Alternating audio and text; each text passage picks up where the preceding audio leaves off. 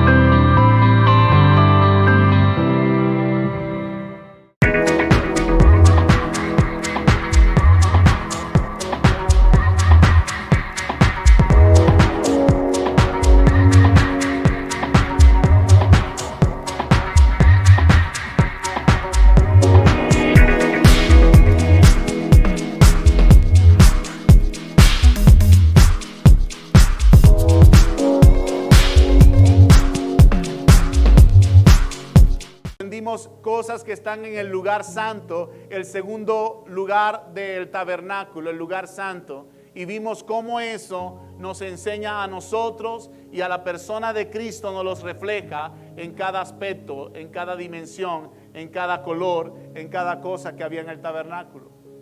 Y por último estudiamos el lugar santísimo, una sola pieza en el lugar santísimo, que dentro de la pieza tenía tres cosas más que eran importantes para nosotros saberlas y entenderlas, porque eso nos habla hoy en día. Todavía nos sigue hablando. La Biblia no pasa de moda. No porque fue el tabernáculo, ya dejemos eso. El libro de Hebreos dice que estamos en un nuevo pacto, por tanto el pacto antiguo ya queda deshecho completamente. El nuevo pacto es la gracia de Cristo, pero el tabernáculo habla exactamente de ese nuevo pacto simbólicamente. El asunto es que a veces no nos damos cuenta si no escudriñamos y profundizamos cada cosa que hay allí. Luego vimos que avanzamos desde el capítulo 25 y cuando empezamos a leer todas las piezas del tabernáculo, todo eso abarca capítulo 26, capítulo 27 y llegamos al capítulo 28. Y en el capítulo 28 nos detuvimos porque hay un nuevo tema que hablar allí acerca de las vestiduras sacerdotales, y es donde ahorita estamos, en las vestiduras sacerdotales. Y dijimos un aspecto introductorio importante de lo que era la vestidura como tal. Porque cuando Dios escoge una vestidura para los sacerdotes, le dice, la voy a escoger para que sean honra y hermosura. Y usted de repente, usted puede tomar esa palabra y decir, bueno, para que sea honra y hermosura mía. Sí, para que tú te veas hermoso y seas honrado por Dios, pero es para Él. No es para ti mismo ni para las demás personas.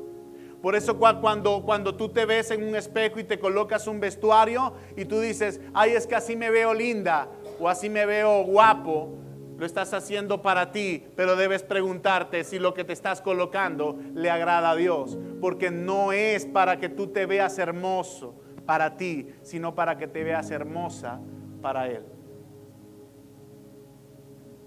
Y Dios resalta este mandamiento en los primeros versículos de las vestiduras. Y lo vuelve a resaltar en todo el contexto del capítulo, donde dice, es para honra y hermosura. Mi querido hermano, te lo vuelvo a repetir. No es para que tú te sientas bien y hermoso para ti. Es para que lo que tú hagas, sea de palabras, sea de hechos, sea en tu forma de vestir, de hablar, de comportarte, todo lo que hagas, lo hagas es para Él. Para más nadie, para Él. Entonces, si lo que tú te estás colocando y trae satisfacción a tu vida es lo que le agrada a Dios, bien. Pero tal vez lo que te coloques en el momento no agrada a Dios, entonces ¿qué vas a preferir? ¿Agradarte a ti misma o agradar a Dios? Es allí la incógnita. Porque si prefieres agradarte a ti misma o a ti mismo, entonces estás caminando en un camino incorrecto, porque tú no vives para ti, yo vivo para Cristo. He decidido vivir para Él. ¿No lo dice la Biblia el apóstol Pablo? Ya no vivo yo, sino que Cristo vive en mí. Lo que antes yo hacía, o lo que yo hago, dice Pablo, lo que yo hago en la carne, ahora no lo hago. Ahora lo hago en la fe de Cristo Jesús. Entonces, ¿estaba viviendo para él, Pablo, o para Cristo? Para Cristo. Entonces hagas esa pregunta: ¿qué está haciendo? ¿Cómo está hablando? ¿Estoy hablando bien? ¿Lo estoy haciendo bien, Señor? Si estás diciendo insolencia, si estás diciendo palabras necias, es hora de corregirla. Porque para hablar necesitas hablar que le agrade a Él. ¿Qué estás oyendo? Chismes, rumores. ¿Eso le agrada a Dios? Entonces no, tienes que hacer un cambio en tu vida y decir, bueno, yo quiero hacer pacto con mis oídos y que mis oídos puedan escuchar cosas que le agraden a Dios. Job lo decía en uno de sus poemas. Job decía: hago pacto con mis ojos. ¿Cómo he de mirar a una mujer virgen? Y usted dice, bueno, pero ahí especificó virgen, o sea que puedo mirar a otra mujer que no sea virgen. No, la palabra virgen no es exactamente eso. Está hablando de cualquier mujer. Había un compromiso en los ojos de Job. No voy a mirar a cualquier mujer. No voy a mirar. Es que se me va la vista. No voy a mirar. Hago pacto con mis ojos. Job hizo pacto con sus ojos. Es decir, un compromiso delante de Dios con sus ojos. Lo dice Romanos en el capítulo 6, en el capítulo 7. Nos lo dice varias veces. Nos dice que no presentes tus miembros al pecado como un instrumento de iniquidad, sino que te presentes delante de Dios como vivo de entre los muertos y tus miembros a Dios como un instrumento de justicia. Entonces, ¿cómo he de presentar mis ojos? Como un instrumento de justicia. Mis oídos como un instrumento de justicia y no como un instrumento muerto en las cosas pasadas.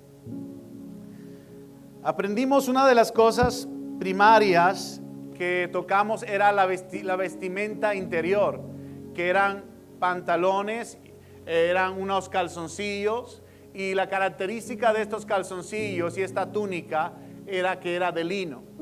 Y aprendimos en la misma Biblia, en el libro de Apocalipsis, si quieres lo colocas, Hande, por favor, en el capítulo 19, versículo 8, nos dice qué es lo que significa el lino.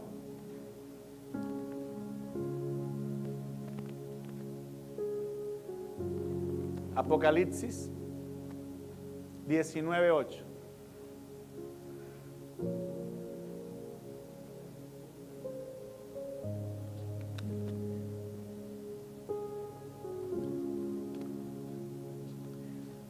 Y a ella se le ha concedido que se vista de lino fino, limpio y resplandeciente, porque el lino fino es ¿qué? Léalo. ¿Te lo está diciendo la Biblia o lo estamos inventando? ¿Qué es el lino? Las acciones justas. Entonces, ¿qué estaba valorando Dios al colocarte una ropa interior? Estaba dando limpieza, pureza. Que cuando lo hagas, eso representaba pureza, limpieza delante de Él. Por eso Dios le dijo a Moisés: mira, cuando tú vayas a hacer un altar, no lo hagas con gradas, porque yo no quiero que tu desnudez se descubra delante de la gente, llamando desnudez no a que estaba en pelotas, sino llamando a desnudez a la ropa interior que tenía. Por eso en la Biblia, después de la ley, cuando leas la palabra desnudo, no necesariamente la persona estaba en pelotas, como muchas personas creen. No, estaba en ropa interior. Esa describe la palabra desnudez. Después de la ley, cuando Dios empezó a enseñar la ley a las personas, a los israelitas. Después hablamos acerca del cinto, ¿verdad? Y dijimos que el cinto, cada vez que leamos la palabra cinto en la Biblia, vamos a ver que Dios manda a ceñirse. Y esta palabra ceñirse es poder estar preparado para algo. ¿Para qué Dios le mandaba a la gente ceñirse? En el tiempo de Gedeón, Dios, dijimos ese ejemplo, Dios mandó a ceñirse a la gente para estar preparado para la guerra. ¿Por qué? Porque iban a pelear contra miles y miles de personas y solamente iban a escoger a 300 personas del todo el ejército de Israel. Solo 300 personas. Y Dios vio a las personas que estaban ceñidas, es decir, que estaban preparadas con una vista al frente, con la mano tomando agua, pero no dejaban de perder la perspectiva. A esas personas fue las que escogió Dios y dijo, esas son las que van a la guerra. Dijimos también otro ejemplo acerca del ceñirse, y dijimos que cuando Dios habla de ceñirse en el Nuevo Testamento, que lo usa Jesús, lo habla específicamente para el servicio. Y hoy en día esta palabra, el cinturón, el ceñirse, que lo dice también Efesios capítulo 6, que te coloques el cinturón de la verdad, ¿verdad que sí? La verdad, la palabra. Pero ¿para qué? Para que puedas ejercer lo que Dios te ha mandado hacer. Dijimos también que la palabra ceñirse lo utilizó Dios en el momento en que estaba el pueblo de Israel, justo el día en que tenían que salir. Dios le dijo, celebren la Pascua ceñidos. Ustedes deben estar preparados para el momento en que yo les diga. Y esto tiene que ver con el servicio. Y hablamos acerca de esto muy importante. ¿Por qué? Porque a veces nosotros queremos servir, pero a nuestra manera. Dios te manda a estar preparado para servir. Cualquier guerra que tú presentes, ve, porque Dios va contigo. Entonces hablamos de un servicio light, un servicio que se acomoda a mis capacidades. Eso no es ceñirse. Cuando tú quieres un servicio que se acomode a tus límites, eso no es servicio. Simplemente lo que estás haciendo es pura bulla delante de Dios. No tienes un corazón de servicio, porque el corazón de servicio está dispuesto a todo. Sufrir adversidades, sufrir problemas, dificultades, sufrir insomnio, sufrir el cansancio, el agotamiento. A veces vas a estar sin comida, a veces vas a estar sin bebida, pero en ese momento Dios te va a sustentar. Cuando Jesús envió a los discípulos a ceñirse, les dijo, vayan, prediquen la palabra. ¿Listo, Señor? Vamos a la maleta. Jesús le dijo, esa maleta no te la llevas. No quiero que te lleves ni maleta ni nada para comer. Vaya. ¿En serio? ¿Qué voy a comer en el camino? ¿Cómo me voy a vestir, Señor? Vayan, sirvan. Cuando ellos regresaron, la pregunta que les hizo Jesús fue esta: cuando yo les dije que salieran sin nada, ¿te faltó algo, Pedro? Pedro dijo, nada. ¿Te faltó algo, Bartolomé? Nada. ¿Sabes por qué? Porque cuando tú caminas en la obediencia a servir al Señor, las necesidades son suplidas. Entonces, ¿queremos un servicio en base a comodidades? Es un servicio vano. Es un servicio que no funciona para Dios. Si tú vienes a servir, vienes a sufrir penalidades como buen soldado de Jesucristo. Si no estás dispuesto a sufrir, si no estás dispuesto a dormir en el monte, entonces esto no es para ti. Lo vimos con el ejemplo, ¿verdad?, de la persona que se acercó a Jesús y le dijo, Señor, te seguiré a donde quiera que vayas. Un momentico. La zorra tiene donde dormir y las aves tienen un nido donde acostarse. Yo a veces tengo que dormir en el monte. La pregunta es, ¿estás dispuesta a dormir en el monte con una almohada que sea de piedra? Porque a ese servicio es que te estoy llamando, no a la comodidad que tú quieres. Entonces acá agarramos a nuestra comodidad, servimos. Y eso es un servicio falso, sin corazón. ¿Por qué? Porque Dios te llama a sufrir penalidades como buen soldado de Jesucristo. Y si no, léete el libro de Hechos. Todo el libro de Hechos habla de adversidades que sufrieron los discípulos por el servicio. Ahora, mi pregunta es, ¿cómo se sentían ellos? ¿Agobiados? ¿Tristes? ¿Avergonzados? ¿Cómo se sentían ellos? La Biblia dice que ellos estaban con devoción en el servicio y se alegraban cada vez que tenían que sufrir una cárcel, cada vez que tenían que sufrir una piedra, cada vez que tenían que sufrir un maltrato de la gente, cada vez que tenían que caminar mucho. ¡Gloria a Dios! Pero queremos un servicio light. Eso no es ceñirse. Cuando la Biblia te llama a ceñirte, es que estés dispuesto a todo. Si vienes a servir a Cristo, sírvele con todo tu corazón. La recompensa no es de hombres, no es para que te mire alguien. Por eso siempre lo digo, lo dije la semana pasada, lo dije en la célula de líderes, le dije, si usted sirve, sirva para el Señor. Puestos los ojos en Jesús, el autor y consumador de la fe. Nada tiene mejor recompensa que en Jesús. Que si tu hermano lo hizo o no lo hizo, ¿cuál es el problema? Que si a él se le llamó y no vino, ¿cuál es el problema? Lo hiciste tú, la bendición te la llevas tú. Ay, que faltó fulanito de tal, también lo llamaste. ¿Y qué? Si tú viniste, gloria a Dios por ti, porque si acudiste al llamado, la bendición te la llevas tú, se la perdió él. Entonces, venimos a estar mirando al que trabaja o al que no trabaja. Eso no es servicio. Cíñete y está dispuesto a todo, a que falte toda la gente, pero tú sigue adelante. Eso es ceñirse para el servicio. Hablamos del manto azul del efod. Hablamos también lo que tenía el efod. Se me olvidó decirles la semana pasada que el efod tenía 2 piedras de ónice. El efod era como lo que usan los cocineros, ¿verdad? Como una manta que usaban, un delantal. Era celeste porque el azul que dijimos que representaba todo lo divino, todo lo celestial, todo lo que es de Dios. Y estas 2 piedras de ónice que estaban puestas en los hombros del efod tenían grabado de un lado 6 nombres y del otro lado 6 nombres que representaban las 12 tribus de Israel. Y dijimos que delante del efod había un pectoral. Y el pectoral tenía ¿cuántas piedras? 12. ¿Y qué dijimos que significa el número 12? Autoridad, gobierno, ¿verdad?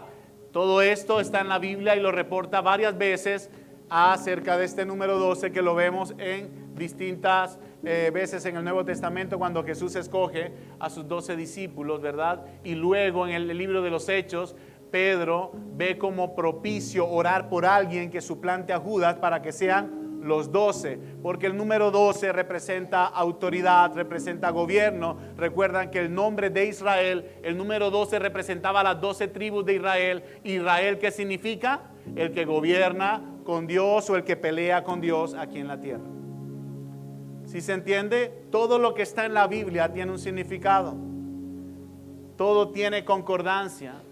Y ahí está el pectoral que está delante del efod. Ahí tenía las 12 piedras. Por curiosidad, yo les dije, por curiosidad, no para que lo tome como una teología, no. Por curiosidad, yo busqué los nombres de las piedras y noté que las piedras también, 9 de esas piedras, la tenía ¿quién? Satanás, el querubín hermoso.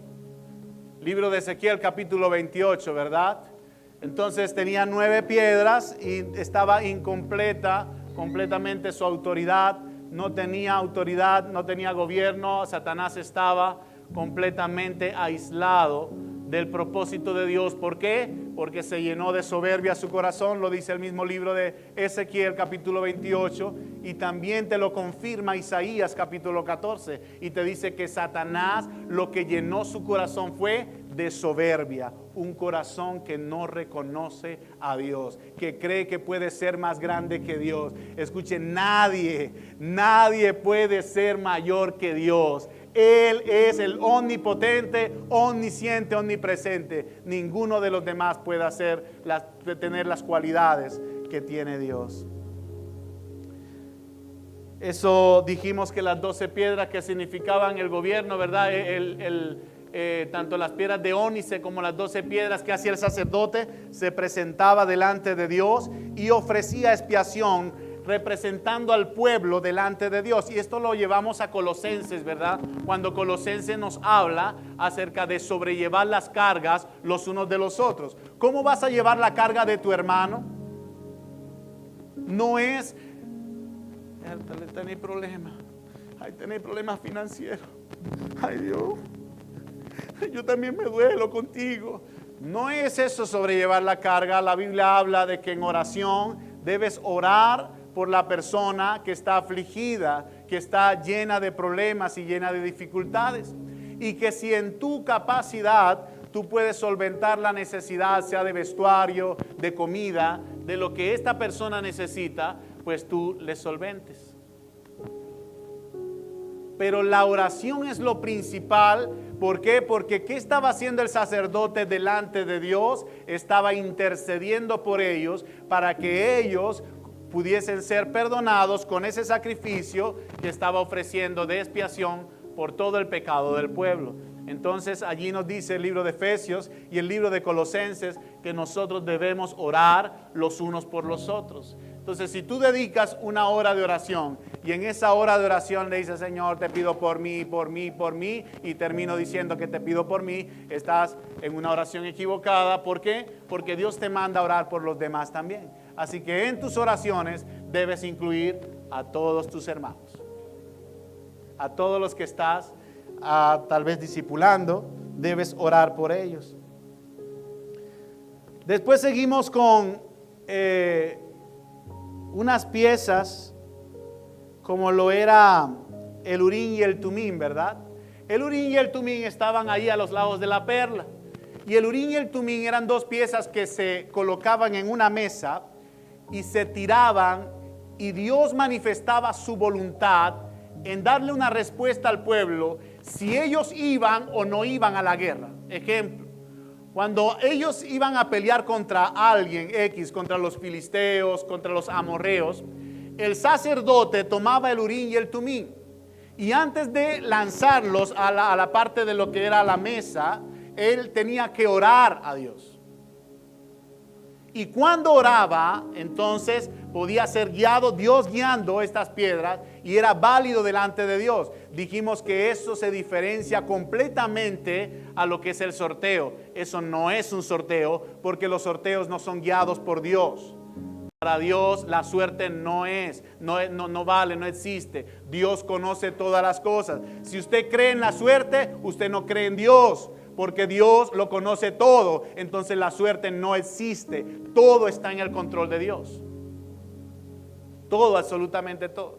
Entonces el Urim y el Tumim lo agarraban, y la pieza que quedaba del lado del sacerdote, del lado que el sacerdote veía, no especifica la Biblia cómo lo hacían, sino que llegando a la acotación de lo que nosotros estudiamos en el libro de Hechos, ¿verdad? En Hechos capítulo 6, creo que es el capítulo 6 o el capítulo 2, perdón, donde dice que estos hermanos oraron para que Dios escogiera entre José y entre Matías, escogiera verdaderamente quién iba a ser el sucesor de los 12. Y ellos tiraron unas piececitas. No era el Urim y el Tumim, eran unas piezas de madera que se usaban en esa época. Pero antes de tirarla, ellos oraban.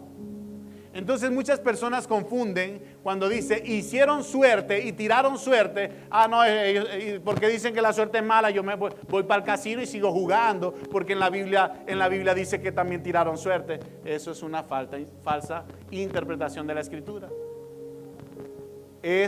Instrumento, antes de que el Espíritu Santo viniera sobre los hombres, era válido. Después que el Espíritu Santo llegó a la vida de los apóstoles, después de ese momento, tú no necesitabas piedras. El Espíritu Santo hablaba directamente a tu espíritu y te mostraba lo profundo de Dios. Lo dice las cartas paulinas. Entonces el Urim y el Tumim, aquí lo llevamos en referencia, lo hicimos referencia a que nosotros debemos pedirle a Dios todas las cosas que se haga su voluntad. Que no tomemos decisiones apresuradas por emocionalismo, porque, ay Dios mío, yo sí me quiero casar, ya estoy quedada, y vas a agarrar lo primero que se te presente, no importa, que sea lo que Dios quiera, y te casas con la persona equivocada, porque no quisiste esperar. Entonces después quieres reclamarle a Dios, ¿por qué me diste este esposo orangután lleno de demonios? Cuando en verdad Dios en ningún momento... ¿Ah? Oye, no se metan con Darwin. ¿Ah?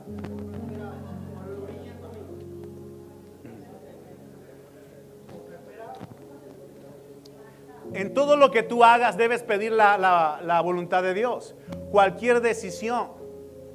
Dijimos que hay personas que, de la congregación que quieren devolverse a Venezuela. Ok, bien, está bien, pero ponlo en las manos del Señor. No lo hagas por emocionalismo, no lo hagas porque tengo mi familia lejos. No, eso no es la situación como tal. Pídele a Dios que se haga su voluntad, porque tú no sabes si en la voluntad de Dios y en el propósito de Dios es que tu familia venga más bien para acá. Ahorita tú ves todo cerrado, pero de un día para otro Dios abre puertas que tú no conoces. Entonces es mejor pedir la voluntad de Dios, ¿verdad? Es mejor pedir la voluntad de Dios. Ahora, si Dios te dice y te confirma que tienes que irte de regreso a Venezuela, vete, porque es Dios quien te está bendiciendo, quien te está dando la directriz. Ese es el Urim y el Tumim anterior. Ya no tenemos Urim y Tumim, tenemos al Espíritu Santo que nos dice todas las cosas que necesitamos saber. Amén. Bien, vamos con el último elemento y vamos a leer Éxodo capítulo 28, versículo 39.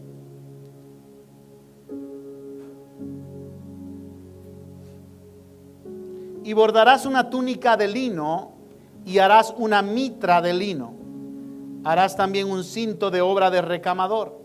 Y para los hijos de Aarón harás túnicas, también les harás cintos y les harás tiaras para honra y hermosura. La palabra mitra como tal a veces se confunde con otras palabras del Nuevo Testamento. Pero la mitra era colocada en la cabeza de los sacerdotes y se simbolizaba dos cosas. Una es humillación y otra es sujeción. ¿Humillación a quién? ¿Y sujeción a quién? A Dios. Es decir, que cuando este hombre se colocaba, no era la voluntad de él lo que estaba ejerciendo, sino que él se colocaba a la voluntad de Dios para que Dios diere completamente la directriz y él tenía que obedecer. Es decir, que cuando nosotros tomamos simbólicamente la mitra como tal, estamos diciendo, Señor, yo me humillo y yo me sujeto a lo que tú quieres. Muchas veces tu sujeción no te va a gustar. Señor, es que así no me gusta. Es que feo, Señor. Tuvieses por lo menos darle un maquilladito. El hombre es feo. Feo con F mayúscula. ¿Está seguro que es ese, Señor? Y tal vez eso es un ejemplo superficial a lo que estamos hablando. ¿Por qué? Porque tal vez es lo que tú quieres, es una persona bien parecida, ojos azules, cuerpo atlético, algo que desvíe tu vista, ¿verdad? Que desvíe tu vista y te enfoques en esta persona físicamente. Pero tal vez lo que Dios tiene para ti no tiene ningún aspecto de este físico, sino que tiene un corazón que teme a Dios, que es entregado a Dios, y ese corazón que teme a Dios es el corazón que te va a amar a ti, porque si no ama a Dios es imposible. Entonces, muchas veces lo que es la voluntad de Dios a ti no te va a gustar, pero debes obedecer, porque eso es lo que trae bendición para tu vida. Entonces, la mitra como tal era exactamente, significaba humillación y significaba sujeción. Delante de la mitra había un diadema. ¿Lo puedes colocar allí la foto? Solamente la mitra con el diadema. Delante de la mitra había un diadema. Y ese diadema, que era como un arco, como un cinto que estaba acá colocado, tenía una inscripción allí directa. Y la inscripción decía, santidad a Jehová. Dios nuevamente colocando este término, santidad. Justo en el principio lo vimos, ¿verdad? Cuando dijo que quería colocar vestiduras para los sacerdotes, para que ellos fuesen personas santas, es decir, personas apartadas para Él. Entonces Dios está colocando también en toda tu frente una insignia, un sello que dice santidad a Jehová. Vamos a ver esto, cómo tenemos anteriormente una vestidura física y ahora vamos a llevar esta vestidura al aspecto espiritual de Efesios capítulo 6. Acompáñenme a Efesios capítulo 6.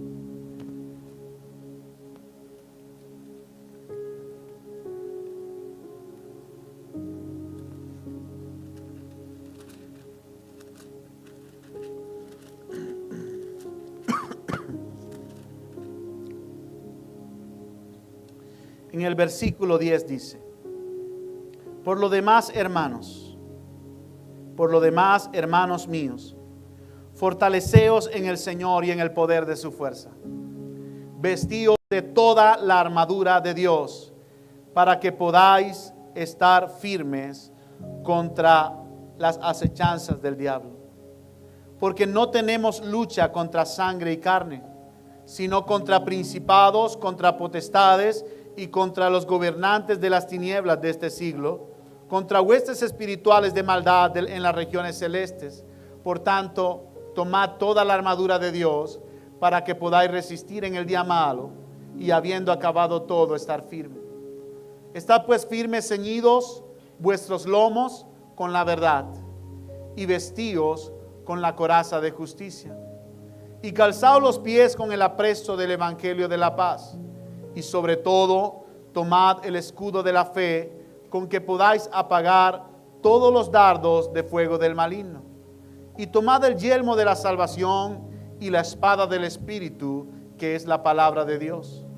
Orando en todo tiempo, con toda oración y súplica en el Espíritu, y velando en ello con toda perseverancia y súplica por todos, no solamente por usted, es por todos los que están apartados para el Señor. Y por mí, a fin de que al abrir mi boca me sea dada palabra para dar a conocer con denuedo el misterio del Evangelio, por el cual soy embajador en cadenas, que con denuedo hable de él como debo hablar. Que con denuedo hable de él. No importa que esté preso. Pablo dice, no importa que esté preso, no importa que tenga cadenas, no importa que esté en el cepo, voy a hablar con todo denuedo, con todo gozo del Señor. Ese era el apóstol Pablo, un hombre entregado a la obra del Señor. Entonces aprendemos ahí ciertas similitudes en cuanto a lo que era la armadura de Dios y lo que era la vestidura sacerdotal. En primer lugar, si nos vamos a la región de la cabeza, en vez del sacerdote usar una mitra, ¿qué le estaba diciendo en Efesios capítulo 6 al soldado de Cristo que usara qué? Un yelmo, ¿verdad? Y este yelmo protegía exactamente al soldado de todo golpe que le pudiesen lanzar a la cabeza. Ahora, ¿cómo llevo esto en el sentido espiritual? Porque allá es la mitra y es el diadema que dice santidad a Jehová. ¿Qué hay de referencia en todo esto que me pueda nutrir a mí? ¿En dónde es exactamente que ataca al enemigo? ¿A dónde te envía Satanás los dardos? A tu mente. Ahí está la foto, me están diciendo los muchachos. Ahí vemos la foto exactamente. El yelmo, ¿es la comparación del yelmo? Ok, no, esa es la diadema santa. El yelmo era una armadura completamente de metal que protegía al soldado. Entonces, ¿qué similitud? Exacto, lo que estamos allí. ¿Qué similitud hay acerca de lo que Dios me quiere decir con respecto a la mitra y con respecto al yelmo? Mira los pensamientos que Satanás te está enviando. Te está enviando argumentos. Y muchos de esos argumentos tú los has aceptado. Estoy seguro que el 100% de las personas que está aquí ha aceptado argumentos de críticas de otra persona. Te presentaron a una persona como lo fatal del mundo. Y cuando tú te acercaste a la persona, lo primero que viste fue la imagen que te sembraron la gente. Pero que cuando tú la conoces, el velo se te quita y empiezas a decir, esa no es la persona que me presentaron, ni que hablaron. ¿Por qué? Porque Satanás usa una persona para colocar un argumento. Y ese argumento tiene que ser derribado completamente por un arma espiritual que Dios te ha dado. Ahí está el yelmo. Entonces, ¿Dios quiere que tus pensamientos sean protegidos? Claro que sí. Dios te manda a colocarte el yelmo de su salvación, su sello, su espíritu, para que todo dardo que el enemigo te envíe, sea de cualquier cosa, tú lo rebotes, lo eches fuera. Hay argumentos que se han levantado en tu mente en contra de la iglesia. No porque la iglesia es así, los líderes son así, los pastores son así. Argumentos que Dios levanta en tu mente. Querido amigo, mi hermano, si tú te sientes bien en el lugar y te están dando una sana doctrina, bien. Lo único que te hace salir de la iglesia no son los problemas. No salgas de la iglesia por problemas que tengas en la iglesia. Sal porque están predicando falsedad, porque no te están enseñando nada. Pero no salgas porque, ay, el pastor le saluda a todo el mundo y a mí no. Capaz si tiene algo contra mí. Y si vas a mi persona, yo soy más descuidado que nada. Entonces ahí se van a llenar de rencor muchas personas. Porque tal vez estoy aquí, pero estoy distraído, ¿verdad? En otras cosas también. Lo certifica Hande, mira. No te llenes de argumentos para salir de una iglesia. Pregúntale al Señor si es la iglesia donde tú tienes que trabajar, tienes que servirle al Señor. Pero no porque el pastor no haga las cosas que tú quieres que haga. Porque si el pastor viene a obedecer tu visión, entonces ese no es el lugar para ti. Vete a otro lugar o arma tu propia visión. Pero yo no estoy aquí para obedecer ninguna visión de ustedes, mis hermanos. Yo simplemente quiero obedecer la palabra del Señor. Lo que Dios me diga que haga, eso es lo que voy a hacer. Entonces, si no tomo en cuenta tu opinión, ¿es una razón para irte? Bien, puedes irte. Porque si hay dos visiones, eso es división. Entonces este lugar no es para ti. Pero si vas a estar aquí, es para apoyar la visión que Dios me ha dado. Si crees que la visión me la dio Dios. Si no crees, las puertas están abiertas para irte, mi hermano, en serio. Yo no estoy aquí para abrazar, decir no te vayas, retener a nadie. No, yo no estoy aquí para nada de eso. Yo estoy aquí para enseñarte la palabra del Señor, si la quieres oír. Si no la quieres oír, pues está bien. Yo no te voy a obligar.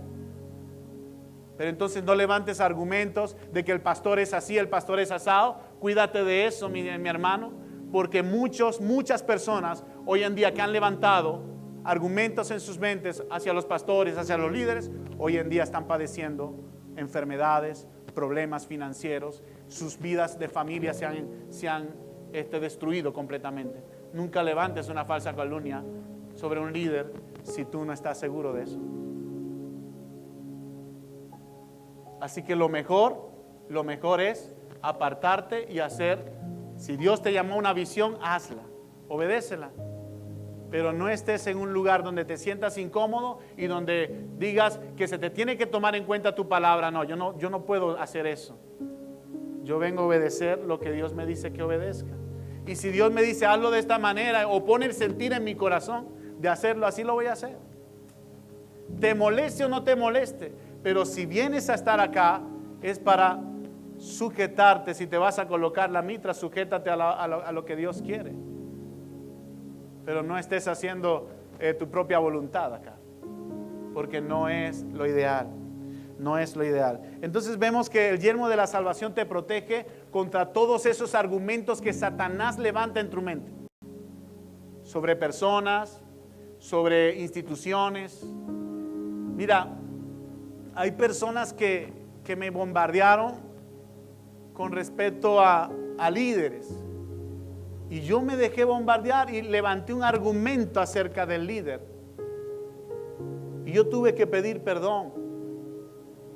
Tuve que pedir perdón porque estaba pensando del líder como me lo había enseñado la persona que estaba hablando mal de él. Y le pedí perdón a Dios y le pedí perdón al líder. ¿Por qué? Porque no es posible que nosotros hagamos eso, permitamos argumentos. Colócate el yelmo de la salvación. Habla de la coraza del Espíritu, ¿verdad? Una coraza que te protege completamente. Y acá en el Antiguo Testamento habla del efod, habla del pectoral, habla de la túnica del efod también celestial, y acá me habla de la coraza de justicia, que es lo único que me justifica. ¿Qué es lo único que me justifica? ¿Ah? ¿Qué es lo único que me justifica? Vamos a buscar Romanos capítulo 5, versículo 1. ¿Qué es lo único que me justifica? Colócalo, por favor. Romanos capítulo 5, versículo 1.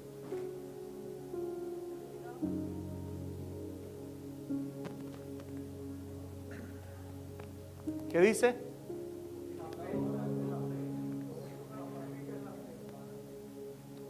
¿En quién, mi hermano? La fe en Cristo Jesús es lo único que te justifica. Mira, voy a orar 100 Padre Nuestro para que el Señor me perdone. Falso. Voy a hacer donaciones para que el Señor como que me vea con más ánimo. Falso. Ni que regales todo tu dinero. Voy a doblar de rodillas e irme con 2 chapas de Coca-Cola y me voy subiendo la montaña para verla, que Dios me justifique. Falso. Te lo enseñaron mal en la iglesia. Hay religiones que le piden a la persona ir de rodillas y subir una montaña. Eso no te justifica. Ahora, iglesia, ¿qué es lo único que te justifica? La fe. La fe en Cristo Jesús. Así que no se dejen engañar porque tienes que hacer esto para impresionar a Dios y tienes que hacer lo otro. No. La salvación no es por obras, es por fe. Lo único que te justifica de tu pecado es que creas en Él. Imagínate eso, tremendo, ¿no? Lo único. ¿Y cuánto nos cuesta creer? Entonces, la coraza de justicia. Nos coloca una coraza en el Antiguo Testamento, nos coloca un efod. El calzado del apresto del Evangelio de la Paz no describe la antigüedad de que estos sacerdotes usaran tal vez sandalias para entrar, tal vez estaban descalzos, pero el calzado era aquellas personas que estaban dispuestas a padecer por llevar el Evangelio de Cristo. El urín y el tumín, en vez de tener un urín y un tumín, aquí la armadura me describe una espada y me dice que la espada del Espíritu es la palabra de Dios. Entonces, ¿qué es lo que me va a decir a mí cuál es la voluntad de Dios? La palabra. ¿A dónde tengo que ir cuando yo tenga una duda de si es o no la voluntad de Dios? A la palabra. Eso es exactamente lo que Dios quiere que nosotros hagamos. Y ceñidos vuestros lomos con la verdad, lo dice Efesios.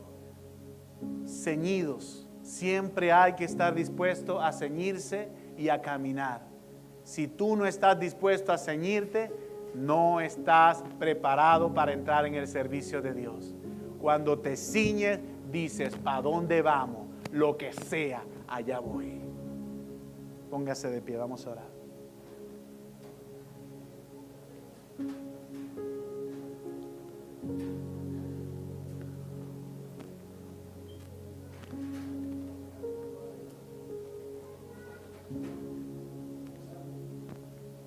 Nada es por casualidad. Las cosas que están en la Biblia nos enseñan mucho, ¿verdad?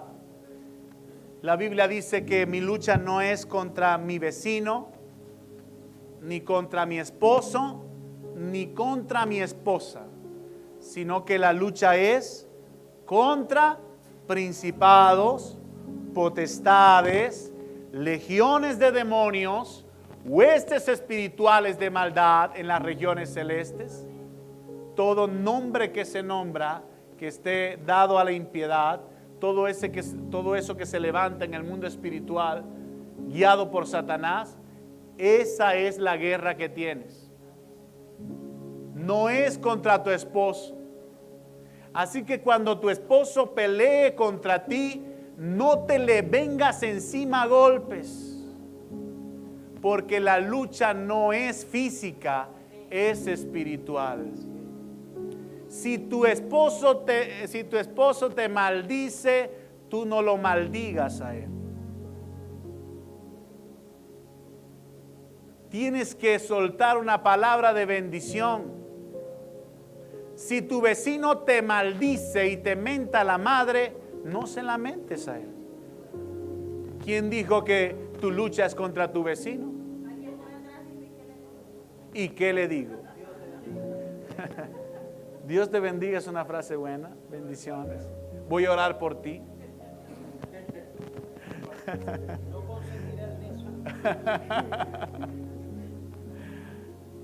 Cuán difícil nos es quedarnos callados, porque no entendemos contra quién en esa lucha. Entonces, si alguien viene en contra de nosotros, me voy en contra porque yo soy el chacho de la película y yo soy así. Y creemos que eso es lo que trae la diferencia. El que venza. Oh, soy bobo, te dejaste fregar. A mí me pasó muchas veces, mi hermano. Pero si era menso. No. Era manso. Muchas veces tuve que huir de peleas. Nunca en mi vida me peleé con nadie. De golpes, ¿no? Y cuando trataban de insultarme, siempre era temeroso a poder responder con insultos.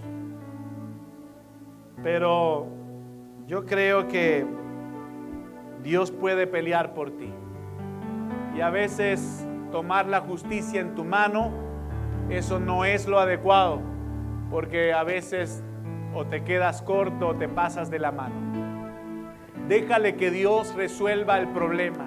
Tú simplemente ora por tu vecino, ora por tu jefe. Una vez Darwin estaba allí.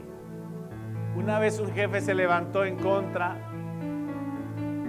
Estaba menospreciando la labor que estaba haciendo Darwin. Y yo le dije a este señor, le dije, mira, ¿tú crees que eso es ser un líder lo que estás haciendo? Tú estás abusando de la autoridad que se te ha dado. Porque el líder no es quien habla más feo, más fuerte. Líderes es una persona que enseña con su testimonio.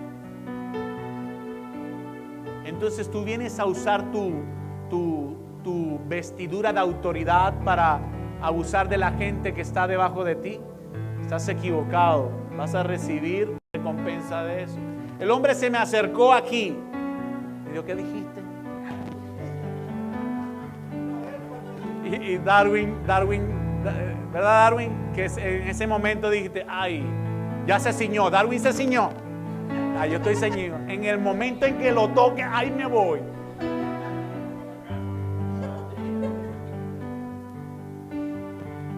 Pero yo le dije, ¿tú crees que si te acercas así, crees que puedes infundir temor? Te vuelvo a decir, eso no es liderazgo. No eres líder, tienes que aprender. Desde ese momento me hizo la vida imposible y tuve que salir de la empresa por los malos, digamos, porque me puso puras conchitas de mango para que yo cayese, puras trampas, y caí en las trampas y me botaron de la empresa, pero no caí en tal vez en caerme a golpes con la persona, porque eso es lo que provocaba, ¿verdad? Pero sí a través de otras personas que me decían, ora por él. Otras personas externas, incluso internas de la empresa, ora por él. Y me hizo recordar la palabra que Dios me estaba dando en la Biblia, que era: mi lucha no es contra él, es contra potestades y principados que se mueven en la vida de él. Padre que estás en el cielo, Señor, quiero que cierres tus ojos y ores a Dios.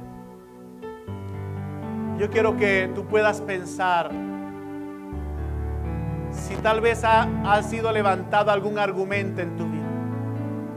Tú le digas: Señor, hoy me coloco el yelmo de la salvación y rechazo todo argumento en mis pensamientos que había adquirido contra mi esposo, contra mi esposa, contra mi vecino, contra mi jefe, contra mi compañero de trabajo. Señor, hoy rechazo todo argumento en el nombre de Jesús. Lo echo fuera de mí por el poder de la palabra de Dios. Señor, hoy me coloco la coraza de justicia, porque yo quiero, Señor, caminar en tu justicia, en obediencia delante de ti. Quiero caminar una vida de santidad, de integridad delante de tu presencia. Padre, yo tomo el escudo de la fe, con que puedo apagar todo dardo de fuego del maligno, Señor, y me coloco el escudo de la fe, y hoy combato contra toda pesadez, contra todo desánimo, contra todo aquello que ha venido en contra de mi vida para hacerme retroceder. Señor, yo pensaba retroceder, pero hoy tomo el escudo de la fe para caminar en medio de cualquier adversidad, en medio de cualquier problema. Señor, toma el escudo de la fe. Es algo que Dios te ha mandado. Revístete de fe en medio de la adversidad, en medio de la dificultad. No importa cuán grande sea tu problema, revístete de fe. Dice: Señor, quiero llenarme de esa fe para seguir caminando. Hoy tomo el cinturón de la verdad y me ciño con el cinturón, Señor. Y hoy decido servirte, Señor. No importa cuán fuerte sea, no importa cuánta adversidad venga, yo quiero servirte a ti, Señor. Yo quiero seguirte. No quiero estar sirviéndote en base a mi comodidad, en base a mis límites, en base a mi capacidad. Quiero servirte, cueste lo que me cueste.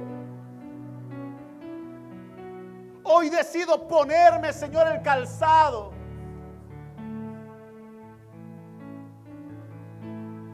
del Evangelio de la paz, porque yo quiero compartir, Señor, con otras personas lo que tú has hecho en mi vida, Señor. Hoy me coloco el calzado y no importa que me dé pena, no importa que en el momento no sepa qué decir, voy a abrir mis labios para compartirle a alguien de Cristo. Voy a abrir mis labios para compartirle a alguien de que Dios es real, de que Él es mi guía. En el nombre de Jesús. Diga: en el nombre de Jesús. Diga: amén. Amén.